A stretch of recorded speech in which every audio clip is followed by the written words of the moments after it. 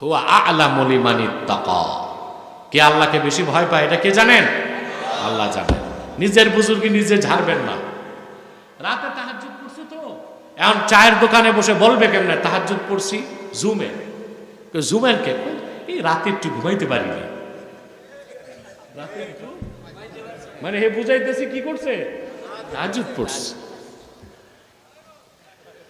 সালাতুত তাহাজ্জুদ এত গোপনে পড়বেন আপনার স্ত্রীও যেন টের না পায়। যদি টের পায় তারেও ওযু করায় তাহাজ্জুদে দাঁড় করায় দিবেন। সুবহানাল্লাহ। আল্লাহকে যদি রাজি করতে চান শেষ রাতে সময় ওয়াকফ করতে হবে, ঠিক না? এখন এই যে শেষ রাতে উঠে তাহাজ্জুদ পড়ার প্রশিক্ষণটা কিন্তু 1 মাস পাই। সাহরির আগে সাহরি করেন, অনেকে করে না। রাত 1টার দিকে খায়ালে একটা ঘুম দেয় না। বুখারী শরীফের হাদিস, রাসূল করিম সাল্লাল্লাহু আলাইহি ওয়াসাল্লাম ইরশাদ করেছেন, তাসাহহারু, তোমরা সাহরি করো। হ্যাঁ, ইন্না ফি সাহুরিকুম আল বারাকা, তোমাদের সাহরি করাতে বরকত আছে। কত বরকত আপনি চিন্তা করেন না? আপনি যদি শেষ রাতে সাহরি করার জন্য ঘুম থেকে উঠেন, ওযু করার পরে সাহরিতে বসার আগে 4 রাকাত তাহাজ্জুদ পড়তে পারবেন। সুবহানাল্লাহ বলবেন না? সাহরি করার পরে আর তো কোনো কাজ নাই, ফজরের আগে মসজিদে চলে যাবেন, ওখানে বসে বসে আল্লাহর কোরআন তেলাওয়াত করবেন। বরকতি বরকত। একটা মাস এভাবে রমজানের দিন ও রাতকে যদি কাজে লাগান, আল্লাহ রাব্বুল আলামিন আপনার চেহারাকে জাহান্নামের আগুন থেকে 70 বছর দূরে সরায় দিবে। কাজে লাগান ভাই রমজান মাসটা। এই মাস তাকওয়া অর্জনের মাস। এই মাসে আমাদের তাকওয়া অর্জন হয় না। কেন হয় না? কারণটা বলে দিচ্ছি। বলবো? আসতেছে সামনে। দেখেন না রমজান মাসে খায় বেশি মানুষ, অথচ রমজান মাসে খাওয়া কম উচিত। রমজান মাসে বাংলাদেশি দ্রব্যমূল্যের দাম বাড়ে, আর পৃথিবীর সব মুসলিম রাষ্ট্রগুলোতে দ্রব্যমূল্যের দাম কমে। আরব আমিরাতে ইফতার সামগ্রীর মূল্য 50% কমেছে, আর বাংলাদেশি ইফতার সামগ্রীর দাম 70% বেড়েছে। বেগুন হয়েছে আগুন, কারণ বাঙালি বেগুনি ছাড়া ইফতার করে না। মনে করে বেগুনি বুট আর মুড়ি না থাকলে রোজা ভাঙ্গা হবে না। অথচ সুন্নত তরিকায় যদি ইফতার করেন, কয়েকটা খেজুর নেন, পানি নেন, যদি পারেন একটু দুধ পান করবেন, একটু মিষ্টি খাবেন, একটু হালাওয়া খাবেন। তা যদি খেজুরের তৈরি হয়, কামালে সুন্নতে সওয়াব পাবেন। আপনার ইফতারটা হলো স্বাস্থ্যসম্মত, কম খাওয়া হলো, আবার আপনার রুচিও বাড়লো, স্বাস্থ্যটাও ঠিক থাকলো। আল্লাহ তো রোজা দিয়েছেন অন্তরকে পবিত্র করার জন্য। অন্তর পবিত্র করার 5টা ঔষধ ইব্রাহিম খাওয়াস লিখেছেন, দাওয়াউল কলবে খামসা।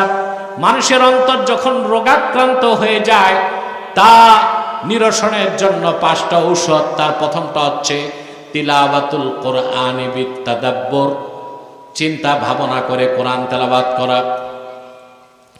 2 নাম্বার হচ্ছে খালাউল বাতন, পেট খালি রাখা।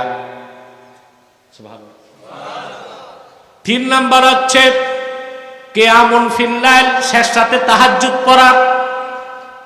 4 নাম্বার হচ্ছে ওয়াত্তাদাররু ফিস সাহর, শেষ রাতে আল্লাহর কাছে রোনা জারি করে আল্লাহর কাছে কবুলিয়ত করানো, নিজের মাকবুল করানো। 5 নাম্বার হচ্ছে মুজালাসাতুস সালিহিন, নেককারদের বৈঠকে বসা। মুসলমান চিন্তা করে দেখেন, 12 মাসে রমজানের একটা মাস শুধুমাত্র দিন ও রাতে আপনি 5টা ঔষধ গ্রহণ করতে পারেন।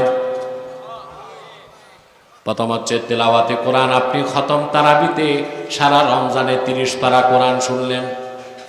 সুবহানাল্লাহ। তবে কোরআন শুনলেও সওয়াব, তেলাওয়াত করলেও।